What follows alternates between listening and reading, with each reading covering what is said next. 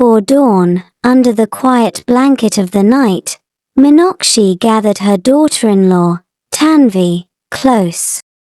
Her voice was a soft whisper, yet it carried a resolute determination. She had conceived an idea, a plan to invoke the mercy of the gods. "We will create a special Rangoli," Meenakshi suggested, her eyes shimmering with hope. Tanvi listened intently, knowing the significance of her mother-in-law's words. In the rich tapestry of South Indian culture, Rangoli is more than just an art form. It is a sacred symbol of auspiciousness, believed to invite prosperity and ward off evil. Rangoli designs, intricate and vibrant, are crafted with meticulous care by women and girls, often handed down through generations. They use rice flour, lentils, beans, and colorful powders to create elaborate patterns at the entrance of their homes, seeking blessings from deities. For Meenakshi and her family, this ritual held the promise of divine intervention from Goddess Lakshmi, the revered goddess of wealth and prosperity. "We will use our precious lentils, beans, and rice," Meenakshi continued. Although these items were expensive, they had a 2-week supply from their last visit to the local market. The sacrifice of using their food reserves symbolized their earnest plea for divine aid. Meenakshi, as the family's matriarch, decided they would fast for 3 days, dedicating all their food supplies to Goddess Lakshmi. This act of devotion and penance was meant to strengthen their appeal to the goddess by showing their willingness to sacrifice their sustenance in exchange for blessings. Before beginning the Rangoli, the ground was meticulously prepared. The women swept the entrance area clean, removing any dust, dirt, or debris to ensure a smooth surface. They then sprinkled a thin layer of water to dampen the ground, which would help the Rangoli materials adhere better and prevent them from being easily disturbed by the wind. With the ground ready, they gathered their materials and began their sacred task. With their plan set, the women and the girls awoke early, ready to pour their hearts into the creation of the Rangoli. As they sat outside their humble hut, the first light of dawn illuminating their faces, they began crafting the intricate design. Each stroke and placement of the lentils and beans was done with reverence, forming patterns that told stories of devotion and hope. Knowing the symbolic importance of the Rangoli and their act of faith, Meenakshi decided to leave it exposed to the elements. "We shall trust in the goddess," she said. "Let the pigeons, rats, and other creatures partake if they must. Our devotion will remain pure, regardless." Amar, the father, and his crippled father, Arunachalam, had already left for the quarry to start working at night to get more hours of work done. Amar was hoping to extract 1.5 tons instead of the usual 1 ton that he had so far always extracted. Arunachalam, who had lost his right hand during a recent quarry accident, was only of limited help to Amar, but for some tasks, it was useful to have his highly experienced father near him. Only he could really distinguish the best areas to extract from more than 40 years of experience in the quarries. So while the women and girls set off the work at home in front of the doorsteps, to create the design, the men were at the quarry extracting rocks.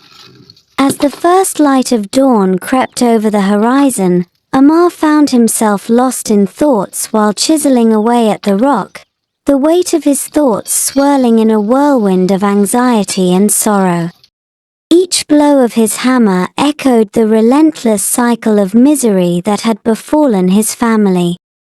They had, for the past few months, been toiling 7 days a week, more than 12 hours a day, barely scraping together enough to cover the mounting debts, medical expenses, food, and the constant repairs of their worn-out tools. Arunachalam, once a strong and capable stonecutter, sat helplessly in the shade, watching his son work. His right hand was now a mere stump, the result of a freak accident that had shattered their existence. The incident had plunged them into an abyss of poverty and despair. Amar, Arunachalam called out, his voice tinged with guilt. Remember to strike with the grain of the stone. It will yield more easily. Amar nodded, his mind replaying the tragic day that had changed their lives forever. Before the accident, they had just managed to make ends meet. The tragedy had laid bare the horrific consequences of unexpected events for those with no safety net. On that fateful day, another laborer, working at what seemed a safe distance, had been pounding his heavy hammer against chisels embedded in a rock slab. Unknown to them, a hair-thin fracture, invisible to the eye, lay beneath the surface.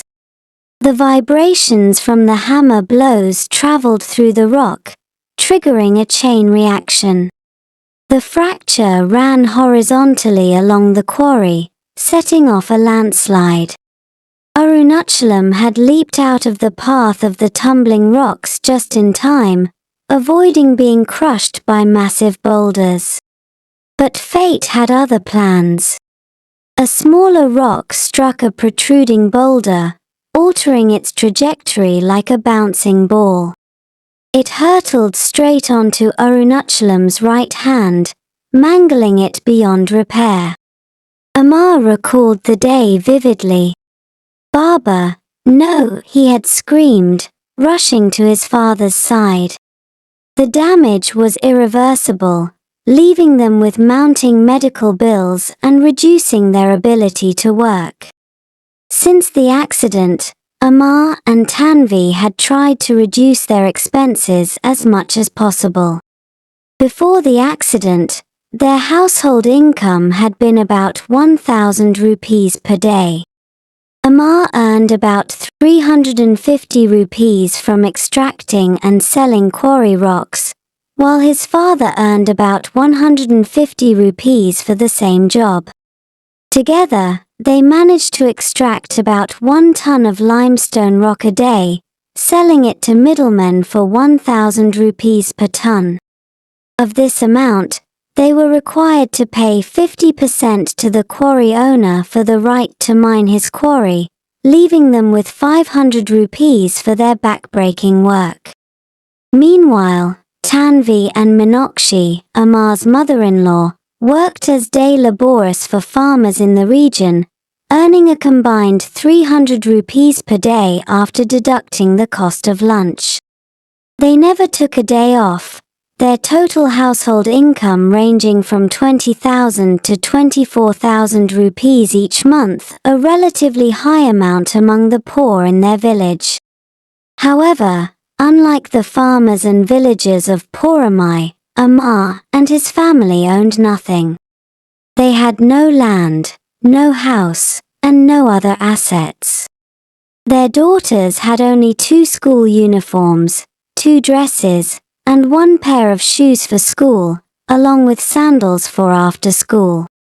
The parents and grandparents fared no better.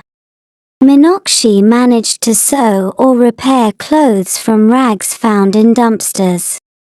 Their hut, made of mud and palm leaves, sat on village land with no access to water pipes or electricity. They cooked their meals with firewood collected from nearby land and spent their nights in darkness, as a kerosene lamp was too expensive. They owned no mobile phone, motorbike, or bicycle. Their only expenses were food, costing about 6,000 rupees a month, and quarry tools, with sharpening costs amounting to 10,000 rupees per month. Their tools, essential for their work, were worn out. They had taken out a 20,000 rupee loan to buy new chisels, paying 6% interest per month, amounting to 1,200 rupees. Despite their efforts, they only had 4,000 to 8,000 rupees left for other expenses, with most of their savings going toward their daughter's education. After the accident, medical services, corruption, and pain medication expenses added up to 60,000 rupees, forcing them to take out another loan from Ravana at 10% interest. With a total loan of 80,000 rupees, they paid 9% interest each month, amounting to 7,200 rupees. Their household income reduced to 19,000 rupees per month due to Arunachalam's inability to work and his additional medication costs. With expenses totaling 17,000 rupees, they were left with only 2,000 rupees to service the 7,200 rupees interest on their loan. They had no savings left and had reduced all expenses to a bare minimum. Amar knew they were trapped. Ravana's threats to take his daughters for illegal child labor were real, and any attempt to flee would be futile. They were people without land, property, or rights, with no escape or glimmer of hope. Arunachalam broke the silence. "Amar, my son, I'm sorry I couldn't do more. Our fate seems sealed by misfortune," he said, his voice heavy with guilt and sorrow. Amar clenched his fists, a mix of anger and despair welling up inside him. "No, Baba. We will find a way. I won't let Ravana take our family apart." After completing the Rangoli, the female members of the family gathered around it to perform their prayers. They lit incense sticks and placed small oil lamps around the design, their soft glow adding to the sacred atmosphere. Meenakshi led the prayer, chanting hymns and mantras dedicated to Goddess Lakshmi, asking for her blessings and protection. They offered flowers, fruits, and a small bowl of milk as symbols of their devotion and gratitude. The air was filled with the fragrance of the incense and the quiet murmurs of their prayers. Meenakshi's expectation was not just for material wealth, but for a sense of relief from their relentless struggles. She sought the strength to protect her family from further misfortune and the courage to face their hardships. The Rangoli, a beautiful tapestry of colors and grains, was an offering of their deepest prayers, a heartfelt plea to Goddess Lakshmi. As the final touch was placed and the design completed, they stepped back to admire their work. The Rangoli lay before their door, a beacon of hope and devotion. "May Goddess Lakshmi see our hearts through this Rangoli and grant us her blessings," Meenakshi whispered, her hands folded in prayer. In the quiet moments before they resumed their daily toil, the women and girls of the household found a glimmer of hope in their shared act of faith. The Rangoli, a symbol of their unity and perseverance, stood as a silent testament to their unwavering belief in the mercy of the gods. It was 8 a.m. now, 2 hours after sunrise, and the women started walking to their workplace of the day. An hour later, their daughters Avani and Shriya set off to walk to school. Tanvi and Meenakshi, while working tirelessly in the fields, found their thoughts consumed by the pressing dilemma that haunted their every moment. They labored with heavy hearts, pondering the elusive solution that might save their daughters from the cruel clutches of slavery under Ravana. Every possible escape route seemed blocked, for even if they fled, Ravana's relentless dog, God, would surely track them down. The harsh reality weighed upon them. Their meager income, barely enough to cover the essential expenses, was insufficient to meet the exorbitant monthly interest on their debts. They had already cut their spending to the bone. They needed food to sustain their energy for the grueling labor, and the chisels crucial to their work required regular sharpening. There was no room left for further cuts. Adding to their despair, there was no work available in the village for their young daughters. The laws were clear. Children who had not completed their 10th year of education were not permitted to work in the fields. Their daughters, too young and vulnerable, had no means to contribute to the family's dire financial situation. Tanvi and Meenakshi knew they were racing against time. They had just 30 days to devise a solution, and it had to be nothing short of a miracle.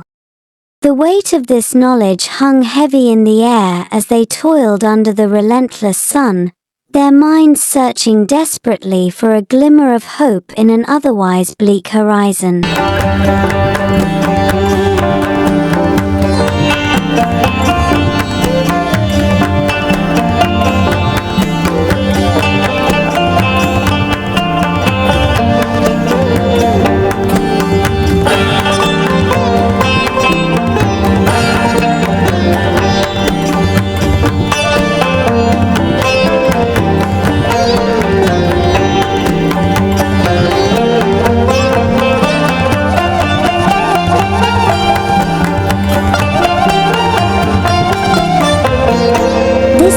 Was created by 20 village girls spread across Tamil Nadu and Karnataka. The girls filmed most of the scenes involving children themselves. The story is fictional and created by artificial intelligence. The story does not in any way relate to the people shown in the film. Please subscribe to this channel and share with your friends. Visit the channel frequently. We create stories about village life several times each week. Any profits will go back to the girls, their families, and other volunteers. Any volunteers interested in participating in the project can write to traditionalvillagegirls@gmail.com. Thank you from your traditional village girls.